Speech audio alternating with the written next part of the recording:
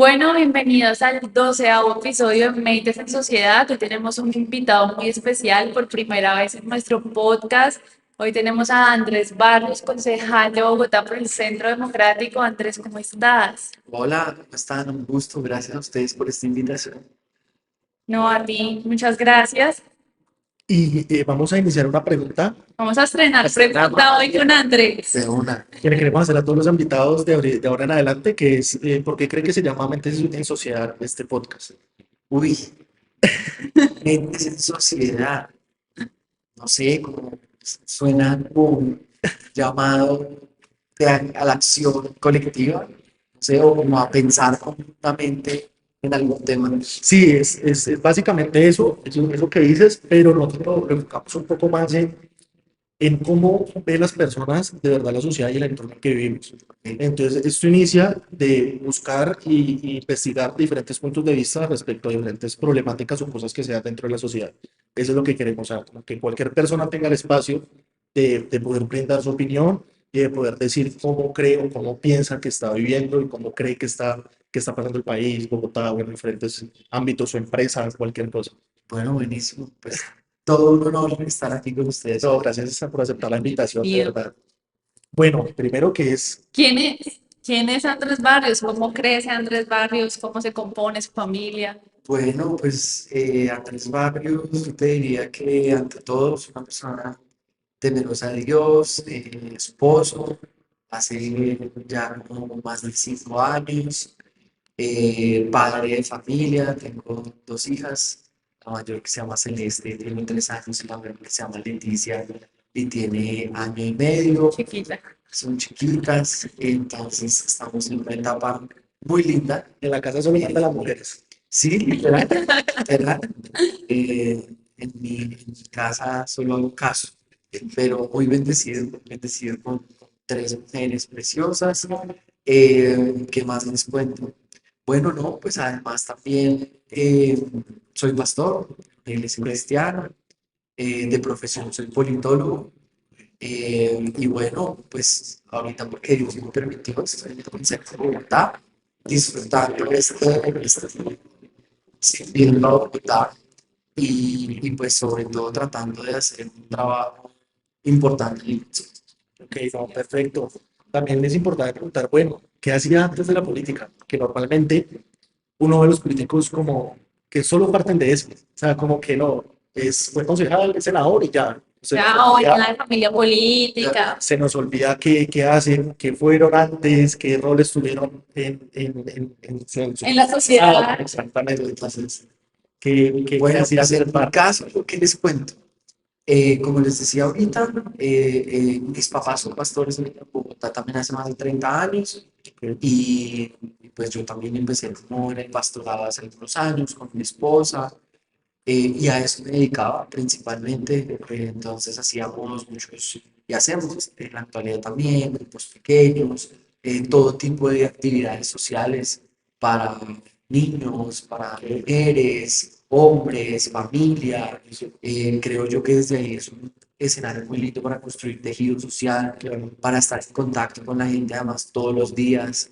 Y bueno, eso lo hacía. Y desde ahí teníamos proyecto, bueno, dos, que eran fundaciones. Entonces, el primero se llama Fundación Josués y ahí empecé hace muchos años como gerente de proyectos. Entonces era como el encargado de montar los diferentes proyectos sociales que queríamos ejecutar en Bogotá y Colombia. Y después terminó ganando una beca como en el 2018 con el Mashaf, que es la agencia de cooperación israelí. Okay. Voy a Israel y cuando regreso dije, no, yo quiero crear una fundación y la creé que se llamaba, que ya la cerré ahorita por el tema político, ya les cuento esa historia, pero se llamaba Medicina para la Ciudad. Y literalmente lo que hacíamos era entender a la ciudad como un sistema, como un cuerpo, y tratar de entender, bueno, diagnosticar qué tiene la ciudad, qué sufre la ciudad y cómo pues nosotros podemos contribuir. Entonces, cuando ya inicié esta campaña última al consejo, yo dije, bueno, eso mejor prefiero cerrar la fundación para que después no haya ningún problema. Claro. Cosas que decir, ¿no? Sí, entonces, pero fue un proyecto muy lindo. Ok, ok, buenísimo. Y ahí también podemos entender, y, pues, y para todos los que nos están escuchando, que el activismo social viene desde hace muchísimo tiempo y yo creo que creciste con eso, ¿no? O sea, el tema de preocuparse por los demás, y yo creo que eso también se ve en la política, ¿no? Se debe ver en la Se debe ver en la política, debe así ser, es. debe ser como lo principal, ¿no? Para uno poder decir, yo quiero dedicarme a la política, quiero ser político porque quiero ayudar a la comunidad. Entonces también quería preguntar, bueno, ¿qué lo pica a usted decir, voy a pasar de fundaciones, de estar siendo pastor, a decir, bueno, voy a meter a la política? Bueno, yo creo que eso que me motiva a mí como a lanzarme, yo diría inicialmente que eso nació como en mi colegio. Ok, Yo estudié en un colegio de misioneros americanos ok, eh, y en ese colegio éramos 10% colombianos, 90% extranjeros. ok, Y cuando llegué al grado 12, se da la oportunidad que me lance a ser presidente de los estudiantes. ok, Y pues era rarísimo porque, digamos, tocaba era conseguir los votos de extranjeros. Entonces era como convenciendo a los gringos que me votaron para ser presidente del Consejo Estudiantil. Ahorita que hablaban de las familias políticas, digamos, yo no vengo de una claro. familia Claro. política. Mi papá, de hecho, siempre me pregunta, ¿y dónde ustedes en el ¿De colegio? dónde salió? Ese que fue el bichito de la política y realmente fue en mi colegio. Como que me di cuenta, oiga, puedo representar a la gente y hacer cosas desde ahí. Y después empecé un proceso para llegar a representar a más personas. En el 2011 decidió aspirar por el partido de la U. Yo siempre he sido muy uribista, mi familia también. Y todavía estaba en la U del partido de la U. Digamos que todavía Santos no había hecho la judía tan fuerte en ese momento. Pero yo, sencillamente con mi maletín universitario, fui para el edificio de Quetama en la Sí, 32. Y ya llegué y dije, yo quiero participar, he vivido en Suba toda mi vida, me encantaría estudiar por Suba. Y me dan la oportunidad de participar en una consulta. ok. Entonces me explican las reglas del juego. Yo estaba estudiando ciencia política y me explicaron las reglas del juego y me dijeron, Suba tiene 11 diles, asegúrese que hagan los primeros 11 y ustedes se ganan su y ya. Ya. Y pues gracias a Dios empezó la campaña, yo le metí la ficha, era durísimo, porque además gente en solo la localidad de Suba, yo no tuve tiempo de inscribir a nadie, no tenía localidades, saqué 311 votos y termino quedando en Suba. Entonces yo súper feliz, bueno, voy a poder aspirar por Suba, se dedica a arrancar desde lo más local, Claro. desde Claro. lo más barrial, lo más cercano a la gente, qué chévere. Y como a los 2 días me llamó la secretaria del partido y me dice, como no, venga, usted necesita conseguir un padrino. Usted tiene un senador, tiene un representante, tiene un concejal. Yo no, ni idea, no conozco a nadie. Entonces me dicen, no, me van a quitar el aval. Y efectivamente me quitaron el aval. No me dejaron participar en las elecciones del 2011, a pesar de haber ganado la consulta. Y ya después de eso emprendo otro camino porque ya llego al 2015 y yo digo, bueno, ¿qué voy a hacer? ¿Me voy a lanzar a la JAL otra vez o a intentar, digamos, oficial de ser a la Ya. JAL o me lanzo al consejo? Y yo creo que Ana me va a entender muy bien esto cuando uno se lanza. Uno lo primero que hace es un cuadrito de, oiga, ¿quién va a votar por mí? Claro. ¿Quién es el ¿Dónde está? ¿Quién está antes? ¿Mis amigos? ¿Quién me apoya?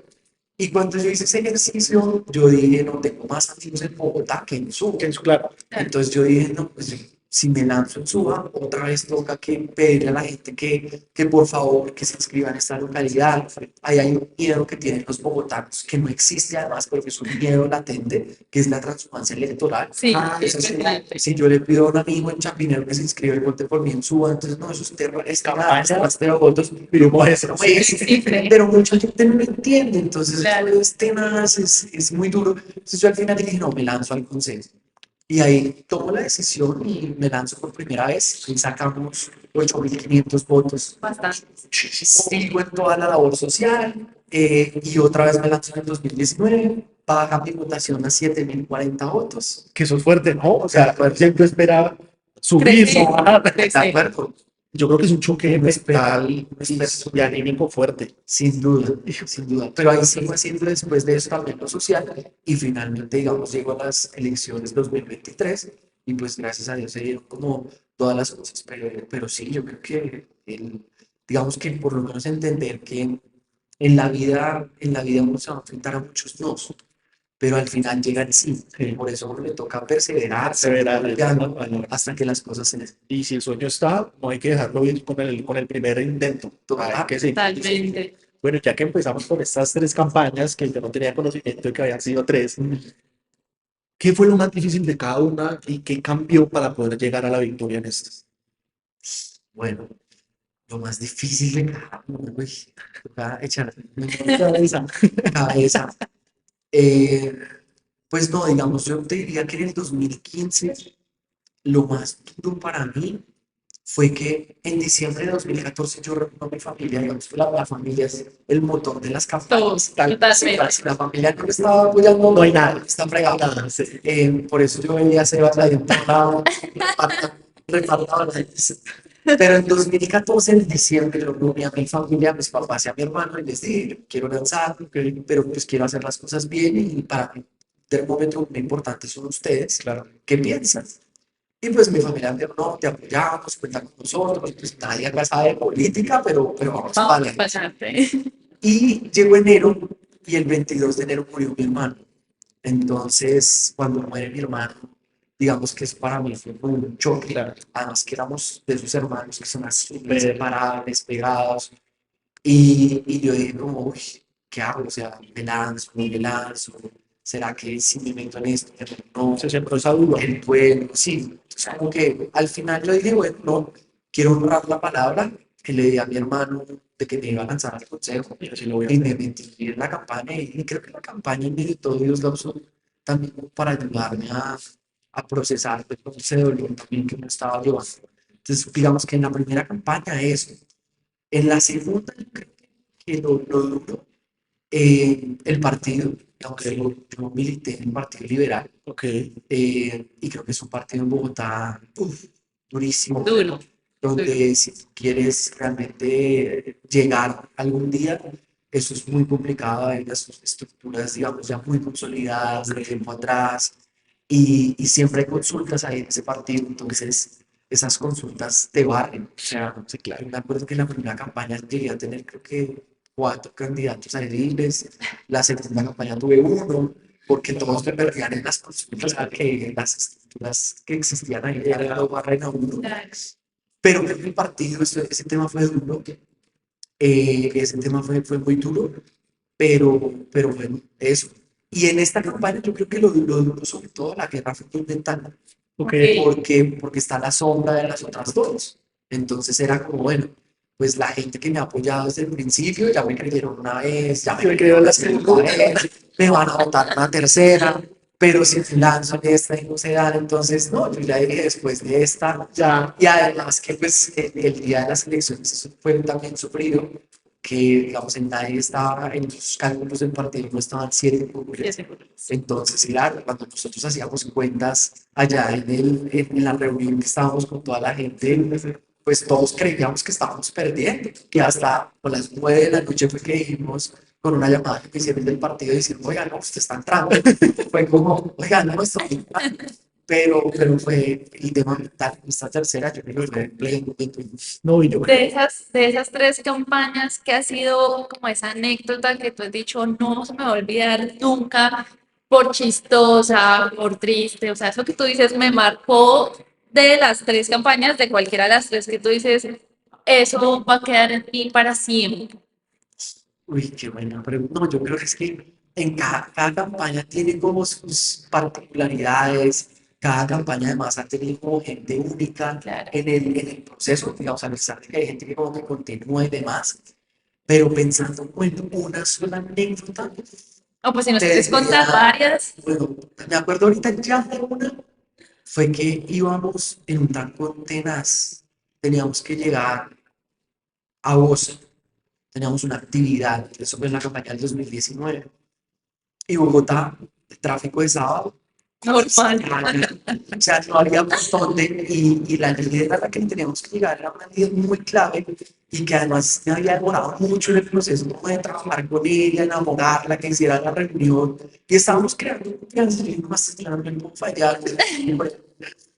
Y terminamos porque Waze nos desvía terminamos metiéndonos como por montonía Ok. para dar todo llegar a la autopista sur y después devolvernos y entrar a Bosa. Nos tocó por engativar, no fue terrible, una vuelta larguísima.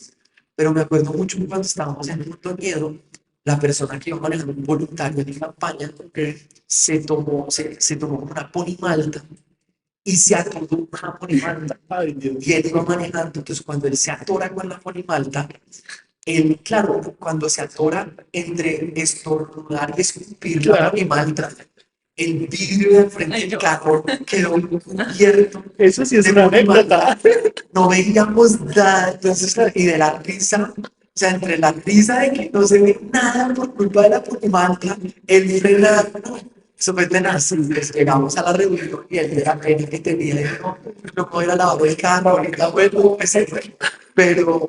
Uy, eso nunca se me va a olvidar. Muchas risas ese día viendo ese No, escenario. yo creo que el tema de hacer campaña y conocer la calle, yo creo que es una enseñanza muy linda. Pero pues contémosles a los que nos están escuchando cómo nos conocimos un poco Sí, sí. con Andrés. Bueno, sí, y el contexto, pues digamos, ya los que nos escuchan hace rato, pues saben que a mí me gustaba la política, idealmente el tema político, no lo social me gusta, pero el tema de convencer a una persona, decir, venga, es que yo puedo ser el candidato que a usted le parece, que a usted le gusta, que puedo hacer algo por usted, me parece demasiado complejo. Sobre todo en Bogotá, porque el tema del rechazo es fuerte.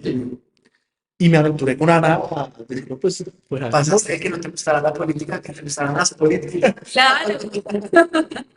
sí, sí, sí. Y pues uno sabe que cuando la mujer dice algo, pues hacerlo. Sí. Entonces fue un proceso muy lindo porque de verdad yo aprendía todos los días. Yo ya repartía volantes, le decía, no, pero es que venga, escúcheme que ella es una buena representante para usted, todo. Y en eso, en esas calles, en ese recorrido de calles, en todo, pues ahí conocimos a Andrés Andrés. Andrés, que también era una persona de eso, de estar en la calle, La calle. con la gente, caminando, dándole. Y eso fue algo que también muy chévere, que no, pues lo hablábamos por internet, decir, como que chévere que hay personas así, o sea, que hay personas que de verdad solo es como que tengo un padrino político, ya tengo mi estructura y ya. Y me dedico a salir en radio, en programas, en entrevistas y punto final. Pero ver como esa labor también fue muy impactante. Y no, y las historias que uno se encuentra en la calle son bien bonitas, son cosas que a uno de verdad le marcan. Como al que le gusta la política, uno queda como, este recuerdo o esta persona. Yo todavía tengo personas que me llaman, como, venga, visíteme, no sé qué. Entonces, son cosas que yo creo que estar en la calle lo marcan a uno bastante. Sí, total. Yo creo que por excelencia la calle debería ser, digamos, al final el lugar de la política. Lamentablemente es el lugar solo electoral del encuentro etc., pero digamos, en mi caso, de las tres campañas, yo creo que en las tres estuve igual de parejo en la calle, buscando los votos, digamos, estando ahí, uno dándose a conocer, uno tratando de hacer una basecita de datos, pidiendo a la gente autorización para después poder enviar mis cosas. Pero si bien es duro, porque ahorita lo decía así, es la verdad, o sea, es un escenario donde además está latente el malestar de la gente, el inconformismo, y ahí es donde, así como hay eso, yo creo que también es el escenario más chévere donde al final todos esos casos como de las personas que se dan ahorita, con las que uno se sigue escribiendo, gente que sencillamente hasta te volviste amiga, amigo de ellos. Entonces, sí, la calle es un escenario ideal. Bueno, y con todo ese tema de redes sociales, que ahorita todo está cambiando a lo digital, ¿tú crees que el tema de calle se va a perder un poco con todas estas nuevas tecnologías, con esta nueva forma de hacer campañas, el tema de pautas, el tema de que todo lo trabajo directamente desde un celular? O sea, ¿crees que va a trabajar un poco el tema del contacto con la gente, de la política tradicional, o crees que va a seguir igual se va a mantener? Uy, esa es una buena pregunta.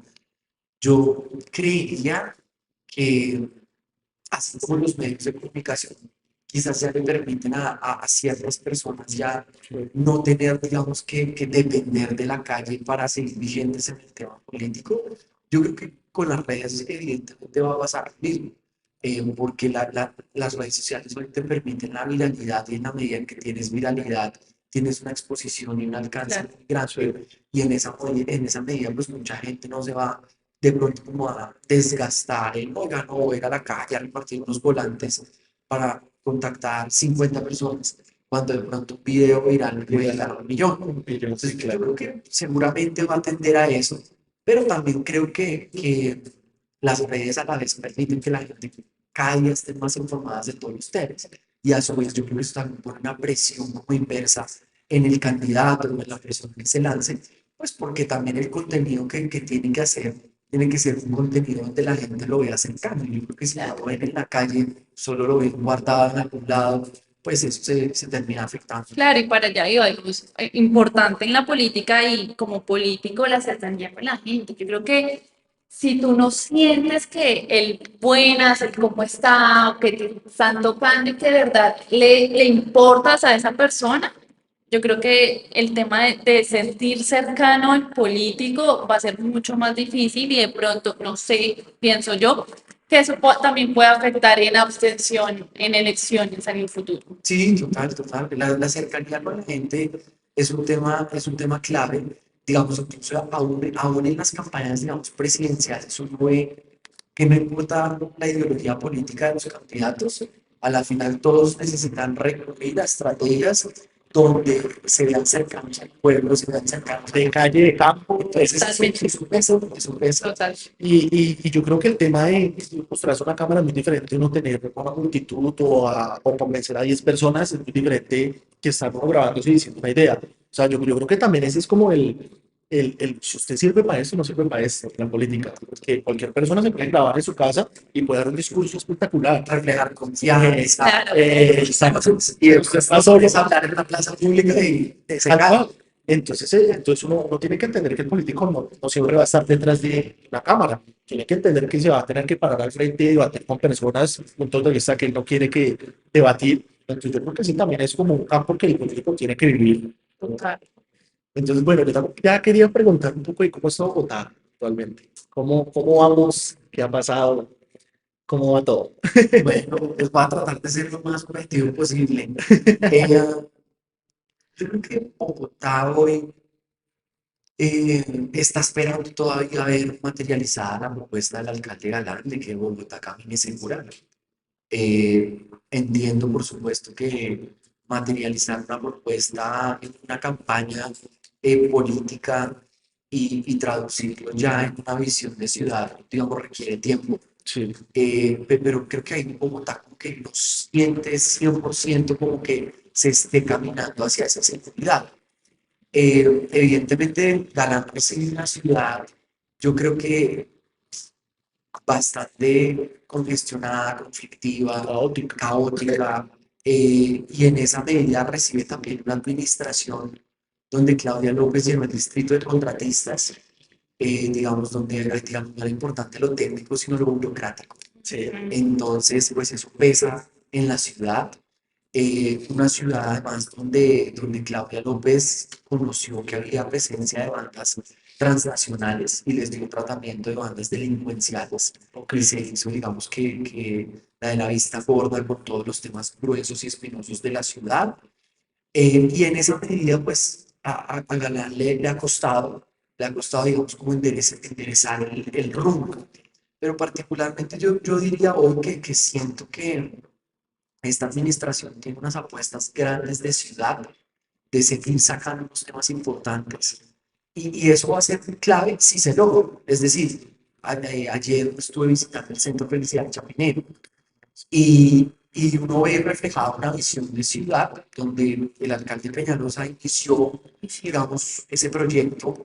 Claudia le da continuidad a regañadientes, pero le da continuidad y finalmente pues el alcalde Galán ahorita llega a complementar y a entregar lo que inició. Si eso se puede hacer con las obras que vienen, creo que a Bogotá le va a ir bien. Si por alguna razón ese plan no sale como lo esperado, pues Bogotá lo va a sentir. Entonces, por ejemplo, la primera línea del metro viene avanzando. Bogotá hoy, la gran mayoría de localidades parece que no ven el metro. Dicen, pero ese metro, ¿dónde está? No se está. Solo las Totalmente. sombra. Claro. Es que se está roto por Claro. algún lado. Pero cuando uno va hasta el patio taller y uno va a Bosa y comienza a ver que las novelas las están haciendo, o sea, cuando uno empieza a ver toda la obra, pues, que viene avanzando, uno dice, bueno, ojalá sigan dando continuidad a esto y que no se nos caiga. Y así sucesivamente con proyectos de movilidad, proyectos del sector vivienda, a nivel, por ejemplo, de seguridad, en infraestructura de justicia, infraestructura carcelaria y para la seguridad. Entonces, hay unas apuestas grandes. Yo siento que esta administración le falta de pronto también mejorar un poco la comunicación y la relación con la ciudadanía más directa. Que eso es Claro, importantísimo, ¿no? O sea, porque muchas veces uno ve al dirigente, pero eso no está haciendo nada y tal vez sí está haciendo muchas cosas que no son, o sea, no los puede ver uno, pero sí está haciendo cosas, pero no las comunica. no se van Y creo que es una parte fundamental también de la administración y de su proceso como administrador y como dirigente de comunicar a las personas, venga, ¿en qué vamos? También quería hacer dos preguntas puntuales. En 4 años sí se puede mejorar Bogotá realmente. O sea, en un periodo tan corto sí se puede mejorar Bogotá y sí puede dar un cambio, ¿verdad? Tangible y que uno lo pueda sentir. Yo creo que esa pregunta va un poco más enfocada en lo que le queda a Galán.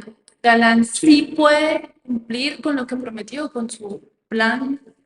Pues yo creo que Galán tiene por delante un plan de desarrollo ambicioso y yo diría bastante ambicioso.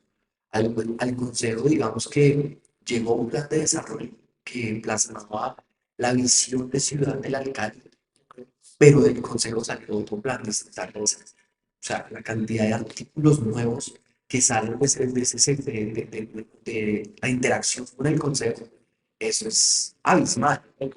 Y creo que en esa medida, pues la administración adquiere ese compromiso de voy a sacar no es este inicial que trajo, sino que a la final salió del proceso. Claro.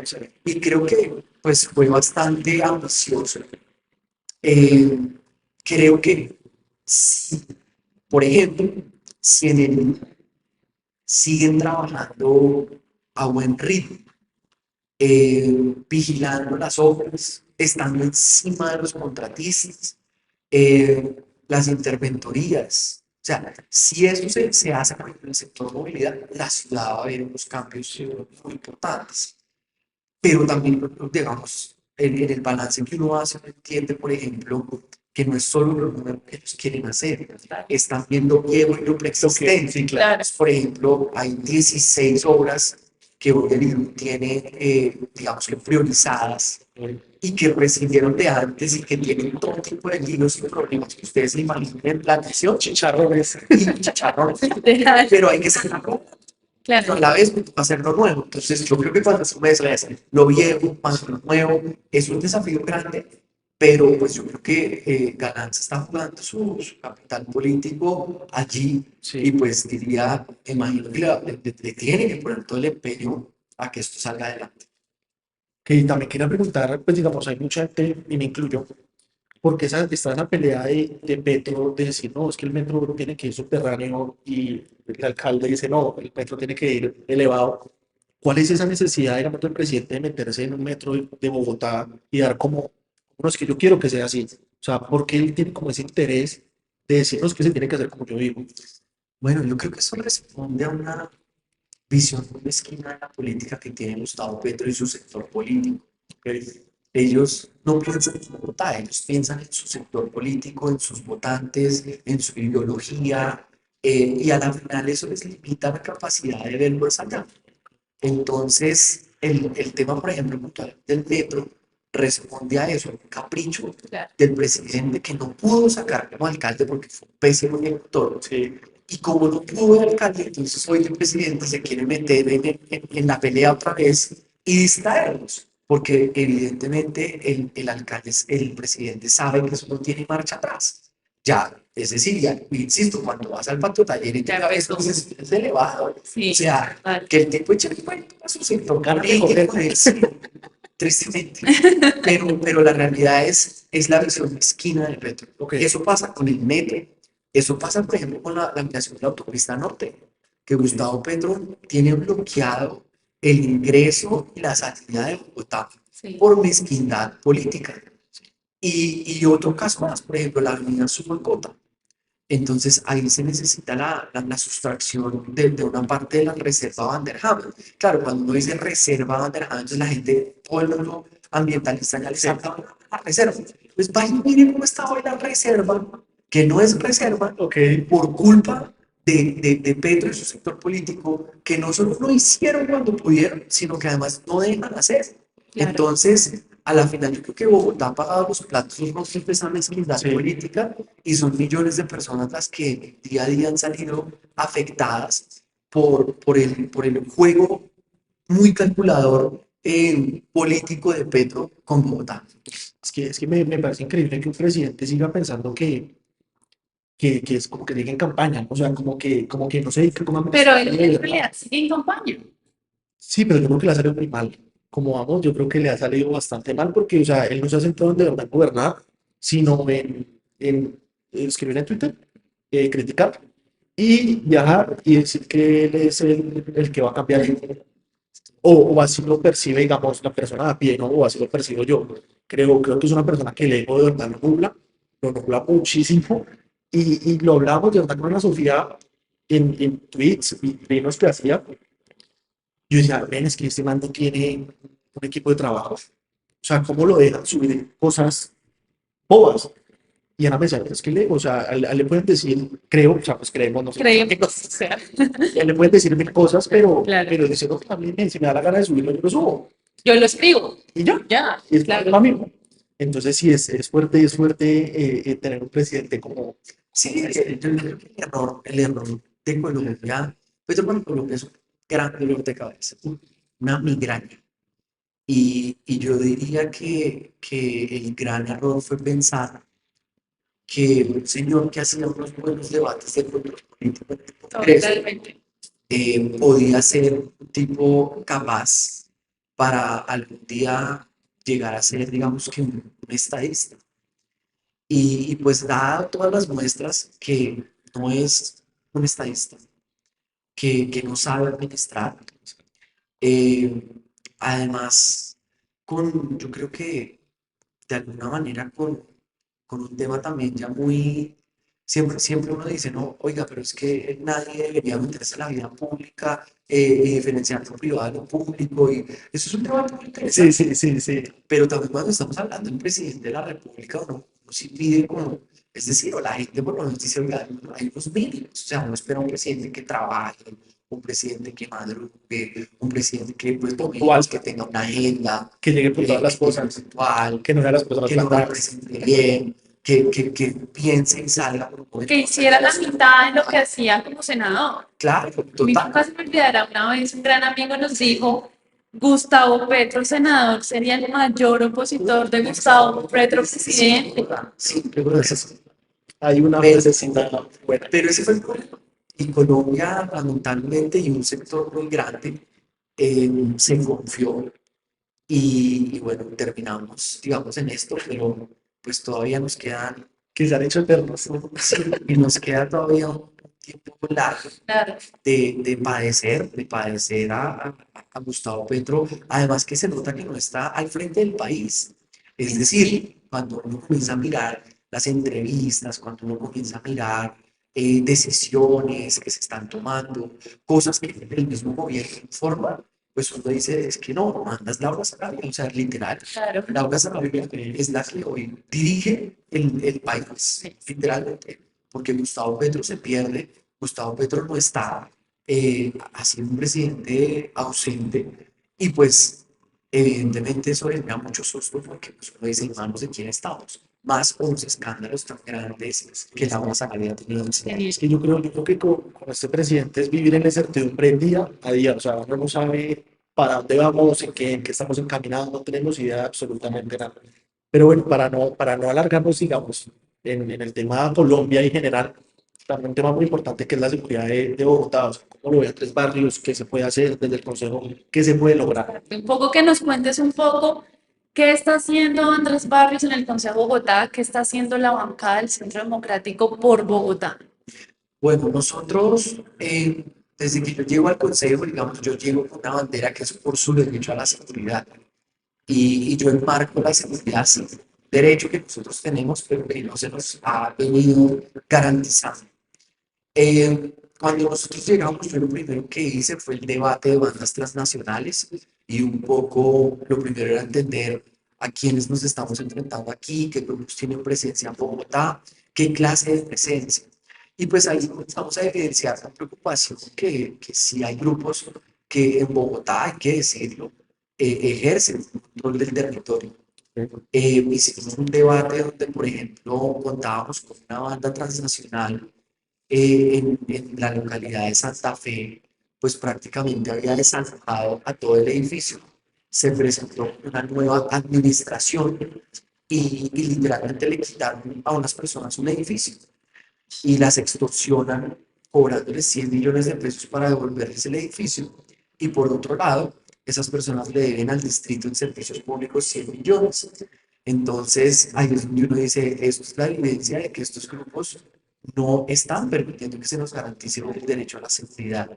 Le hicimos luego un corte de cuentas a Claudia López en las alcaldías locales para revisar también qué era lo que había venido como ocurriendo, qué había venido pasando en materia de seguridad. Y lo que uno empieza a encontrar es que, por ejemplo, en materia de cámaras, Claudia López nos dejó el 25% de las cámaras que compone el sistema de videovigilancia dañadas. Entonces eran cámaras que estaban allí pues de decoración. Que uno veía, no, es que era una cámara, está muy bien. Sí, Y no, no estamos estaban bien. el 25% que estaban funcionando. Entonces empezamos a hacer control político en esa materia. Digamos que hacer el seguimiento a Galán bueno, ¿cómo van ustedes?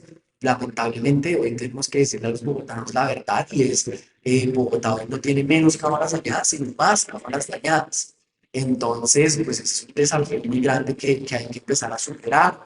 Encontramos una fuerza pública completamente desmoralizada, una fuerza pública con la que Claudia López se lavaba las manos a su antojo. Era culpa de ellos y a mí no me miren. Cuando la gente le pedía resultados en materia de seguridad porque las cosas no iban bien, salía y se lavaba las manos con la policía. Y cuando sí había una que otra cifra que gracias a la policía iba bien, pues se echaba el crédito. Ellos ahí sí. Entonces, una barbaridad. El consumo de drogas disparado en la ciudad. Entonces encontramos, por ejemplo, que el decreto Peñalosa había dado un decreto muy bueno, que es el 825 del 2019. Durante el periodo de Claudia López, pues ese decreto seguía vivo, seguía vigente. Y pues básicamente para Claudia López ese decreto fue un saludo a la bandera. Veía que los parques estaban invadidos de jíbaros, que los parques ya no eran necesarios para los niños y para la familia, y no hizo absolutamente nada esta señora. Entonces hemos estado, digamos, al frente de todo el tema de seguridad con la bancada del Centro Democrático. Yo creo que hemos sido muy activos y propositivos desde el Consejo en esta materia. En el Plan Distrital de Desarrollo, pues estuvimos insistiendo en la administración la importancia de aumentar el presupuesto en seguridad, pues, es decir, gracias a Dios se logró que ese presupuesto se doblara en relación y un poquito más a lo que alusivamente veníamos manejando con Claudia. Hay que recordar a la audiencia de ustedes aquí en el podcast que Claudia López invertía más plata, por ejemplo, en el sector recreación y deporte, Sí. en seguridad. Entonces, eso explica claramente por qué la Se gente la no pidiendo en podía. Amsterdam. Sí, pero eso explica por qué la gente no puede ir ni siquiera al parque segura. Entonces, pues con la bancada hemos estado ahí. Yo creo que cada quien en la bancada está haciendo un trabajo importante. Vamos, en el caso mío se ha podido enmarcar en seguridad. Creo que el caso, por ejemplo, del concejal Uzcategui también va orientado ahí con los veteranos. Daniel ha estado hablando también mucho acerca de la austeridad. Sandra estaba de vivienda, Oscar está hablando del tema social, Papa insistir en movilidad con cámaras fotomulta, Diana, digamos que también viene insistiendo en denuncias y demás. Entonces, yo creo que como bancada hemos hecho un trabajo juicioso, activo, participativo y buscando pues, que en Bogotá realmente se haga control político. Control político. Bueno, entendiendo ya todo esto que nos cuentas, ¿cuál ha sido la campaña más grande que ha tenido Bogotá en seguridad? O sea, ¿por qué se dejó como llegar hasta este punto? O sea, ¿por qué no se le hizo un alto en algún momento? ¿O cuál fue, sí, Ese punto de ese quiebre. punto de quiebre, de llegar a un punto tan álgido, ¿no? que estamos viviendo? Bueno, yo creo que en materia de seguridad, el punto de quiebre fue mostrarle a los delincuentes y a los criminales de esta ciudad que no había un territorio vedado para ellos, que es prácticamente esta es una ciudad anárquica, como pasiva, o sea, como que donde la la población es una gente cada quien hace lo que se le da la gana y donde no hay orden, donde no hay autoridad. Ese para mí fue el punto de quiebre y eso se vio con Claudia. Entonces, eso ha sido muy nocivo para la ciudad, pero se juntan muchas cosas. Ahorita, por ejemplo, tocábamos el tema de los policías, Sí, fuera de micrófonos. sí, Entonces, por ejemplo, Claudia no, pues, nos prometió que nos iba a traer más policías, se comprometió 2.000 policías y no trajo los 2.000 que prometió.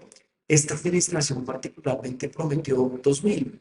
Digamos, tienen 3 años para hacerlo Para hacerlo. todavía, pero es un problema complejo porque además no depende nada más de la administración distrital, sino del gobierno nacional. Claro. Y con este gobierno nacional, pues va a ser muy complicado. claro. Pero digamos que el hecho de que nosotros podamos tener más fuerza pública en las calles, no, por ejemplo, en escenarios de justicia, donde pues a la final estamos gastándonos plata y personal Claro. que no debería estar ahí, pero que tiene que estar ahí cuidando gente para que no se muere, ¿cierto? Pues eso entra un problema, policías, cantidad de policías que están en eventos, pues, por ejemplo, cada vez que hay partido en el estadio, pues la policía tiene que hacer un esfuerzo enorme para llevar policía al campino. O sea, ahí también como que uno entra en esa reflexión de, bueno, venga, deberíamos meter más en cintura a que los eventos pues hagan un esfuerzo más grande para poner logístico, seguridad privada. Que no dependan únicamente de Y la claro, viste la policía, pero pues que la policía se centra ahorita es en qué, en resolver el problema que tiene el ciudadano, y es que el ciudadano ahí en la calle siente miedo, siente temor, siente susto.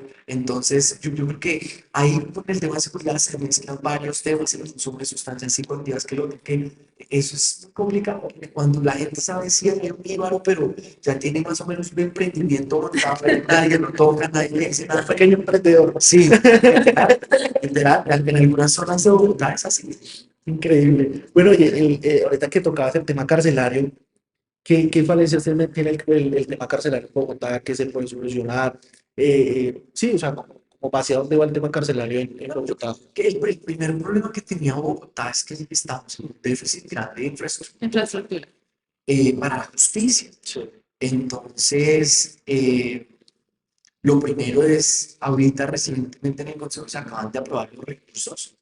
eh, pues estamos en la discusión ya para plenaria en unos días, pero ya salió de la Comisión de Hacienda y son 237.000, más de 237.000 millones de pesos para que se haga la cárcel distrital 2. Ok, Eso va a permitir que Bogotá ahora tenga 2 buenos puntos Claro. oxígeno, oxigenará y descongestionará pues todo lo que está pasando, digamos, en los centros de reclusión, en las URIs y demás, porque a veces es un tema que no da espera.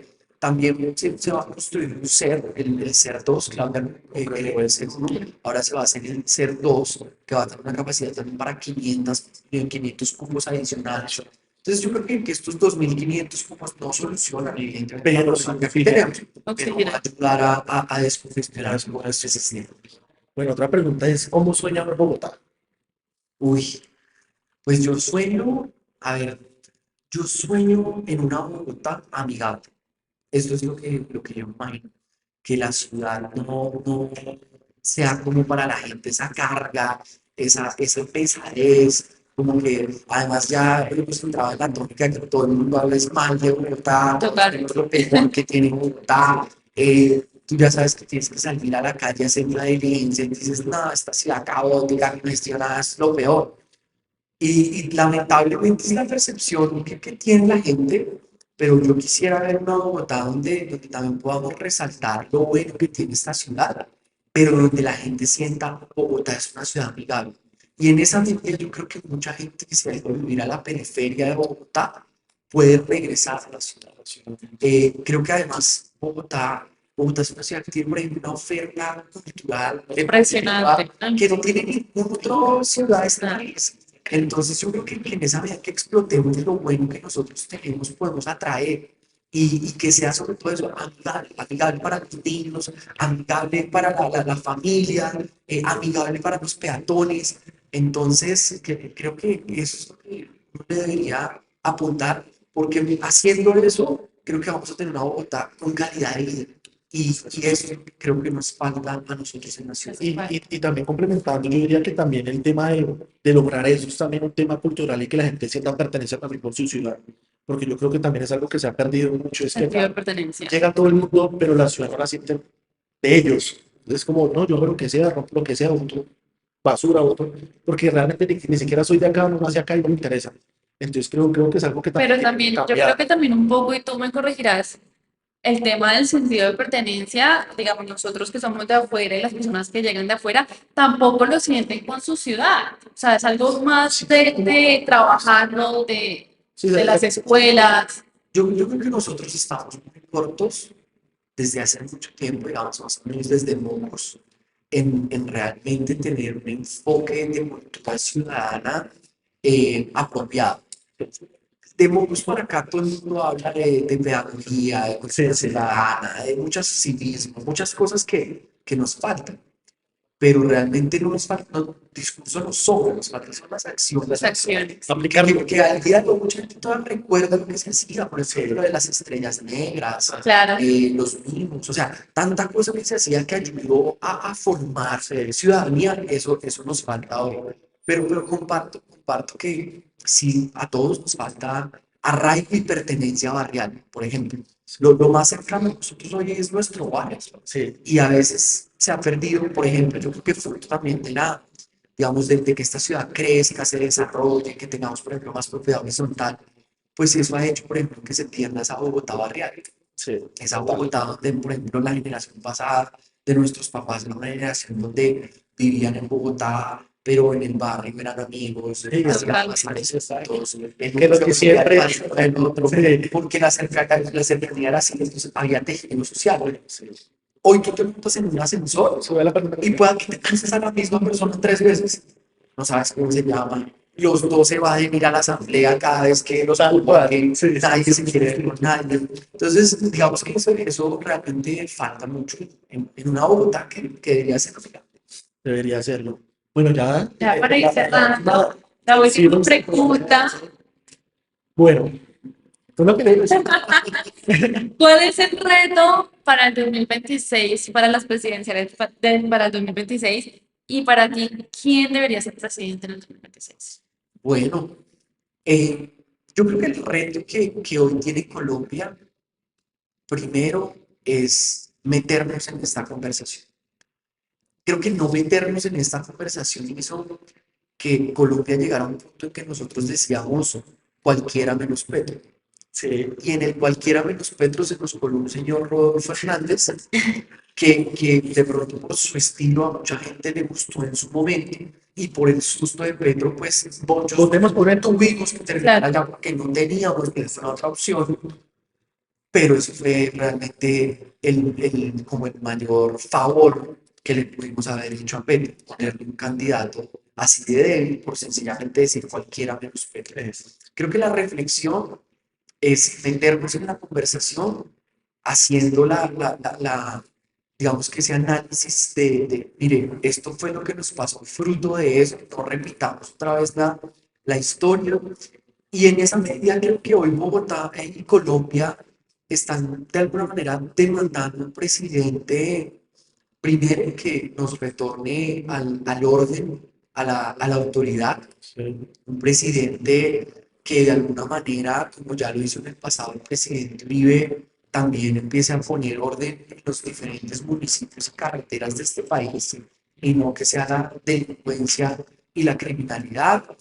Un presidente además también jugado, creo yo, eh, por regiones que Sí. salga, digamos, de ese centralismo, pues, sin querer desde Bogotá quererlo todo, controlarlo todo.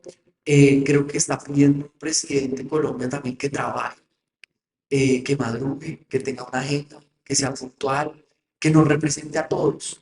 Yo siento que ese puede ser como uno de los puntos clave de esta próxima elección porque evidentemente Gustavo Petro llegó a ser un presidente que no pasó de representar a su sector político y nunca entendió que era el presidente de todos los colombianos. Entonces, yo creo que hoy necesitamos también un presidente convocante y por supuesto que no se quede en los discursos, que no se quede en X pegado por el 15 de Andalucía, sino que se meta en la cabeza al país los dolores que tiene Colombia, los dolores que hay en cada región y empiece a traer soluciones. Eso es lo que yo creo y por supuesto además diría que tenga un gabinete otra vez técnico, que tenga embajadores que de verdad representen con altura a Colombia Idóneos y no para la el vergüenza que tenemos, por ejemplo, hoy como con Roy o tantos,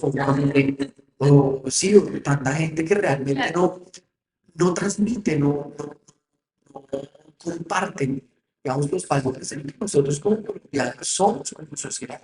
Entonces creo que al final es lo que espera Colombia. Yo sin duda creo que aún es prematuro dentro del centro democrático. Hoy hay 5 precandidatos. Creo que todos ellos son muy buenos, todos con fortalezas y con trabajo que pueden mostrar a Colombia. Y creo que ahorita lo más importante que tenemos que hacer como partido es ir a las regiones, ir por Colombia y empezar a mostrar quiénes son esos 5 precandidatos. Y en esa medida yo creo que Colombia va a ir también decantando quién puede ser en el centro democrático. Pero lo cierto es que necesitamos ahorita convocar. No se puede solo pensar, digamos, a nivel partido. Tenemos que tener desde el partido una visión amplia, donde, digamos, acá hay que unir sectores, porque Totalmente de la acuerdo. próxima elección va a ser una elección muy compleja, va a ser una elección muy dura y en esa medida necesitamos estar preparados. Bueno, Bueno, Andrés, muchísimas gracias. Yo creo que con esto le damos. con eso cerramos. Qué chévere que nos acompañes hoy, poderte conocer fuera de campaña, fuera de las calles, fuera de tu trabajo. Y nada, esperamos que vean este podcast, que nos sigan, que se suscriban y poderlo tener de nuevo en otra próxima ocasión. Bueno, no, a ustedes muchas gracias por este espacio, felicitarlos por el podcast y bueno, aquí estaremos presentes cuando nos vuelvan a invitar. Gracias. Muchas gracias, Andrés. Chao.